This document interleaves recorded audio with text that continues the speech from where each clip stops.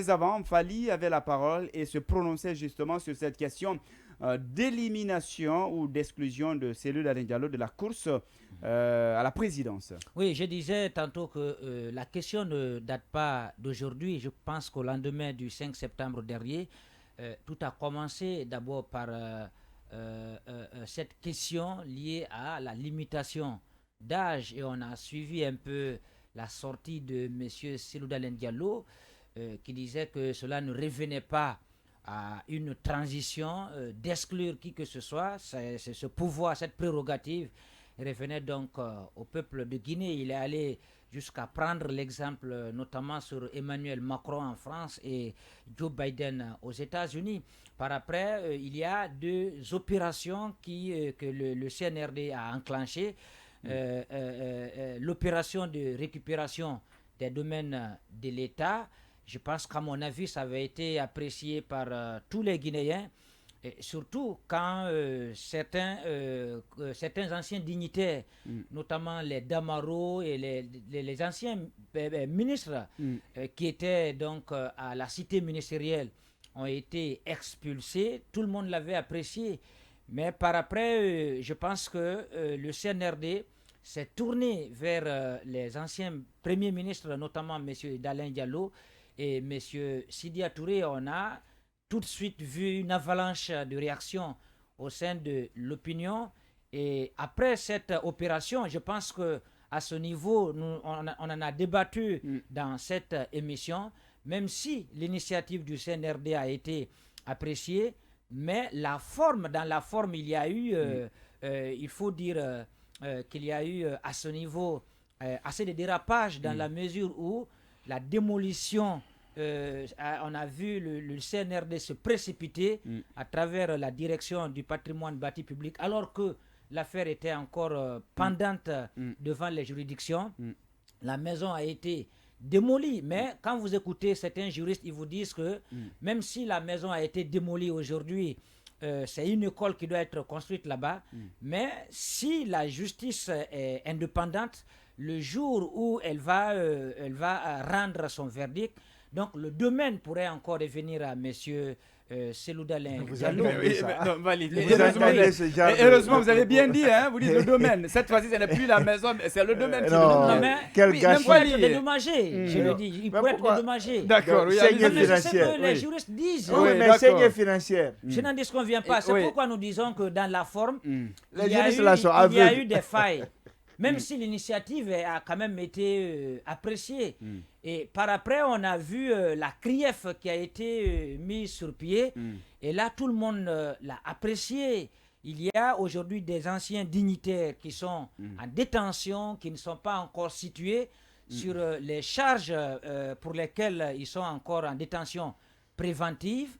Monsieur Cellou Dalein Diallo a reçu une première convocation, même s'il n'est pas en Guinée, mais une première convocation lui a été quand même décernée et c'est tombé dans les mains d'un de ses avocats qui n'est pas constitué dans cette affaire.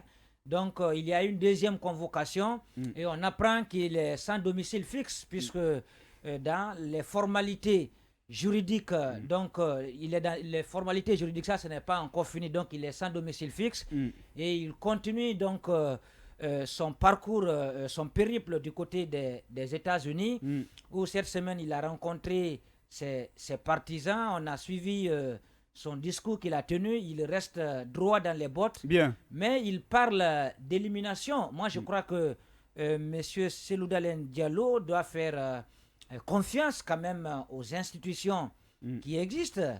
Je crois que nous sommes en démocratie. Il ne revient pas à un président de la transition. Il ne revient pas à un pouvoir d'éliminer qui que ce soit. Parce que la démocratie, on le dit par définition, c'est le pouvoir du peuple. Donc il revient aujourd'hui au peuple de Guinée d'éliminer qui il veut. Je pense que cette question d'ailleurs ne date pas d'aujourd'hui. C'est une question qui date des lustres. En 2010, la question s'était encore posée, la limitation d'âge. Quand on a demandé, par exemple, de voir, et ça ce n'est pas seulement en République de Guinée, partout la question se pose, Maintenant, On va revenir sur ça, oui, il fallait. De régime Bien. politique à un autre. On va revenir Mais sur en cet ce qui aspect tout à concerne l'heure. le cas guinéen, puisque c'est ce qui nous intéresse, je crois qu'aujourd'hui, le CNRD doit chercher à rassurer davantage à travers les actes qui sont pris, Très bien. à travers l'indépendance des institutions, notamment la CRIEF qui est mise sur pied. Bien, Fally. Je crois que cette juridiction vous doit faire preuve d'indépendance, bien. preuve de crédibilité. Très bien. Et on de vous responsabilité a largement compris. dans la prise de certaines décisions. Très bien. Oui, dans la prise de certaines décisions. Oui, Zoma, est-ce que vous êtes d'accord avec Mfali? Est-ce que vous pensez que le président de l'UFDG est simplement en train de se victimiser, sinon il n'y a pas de velléité?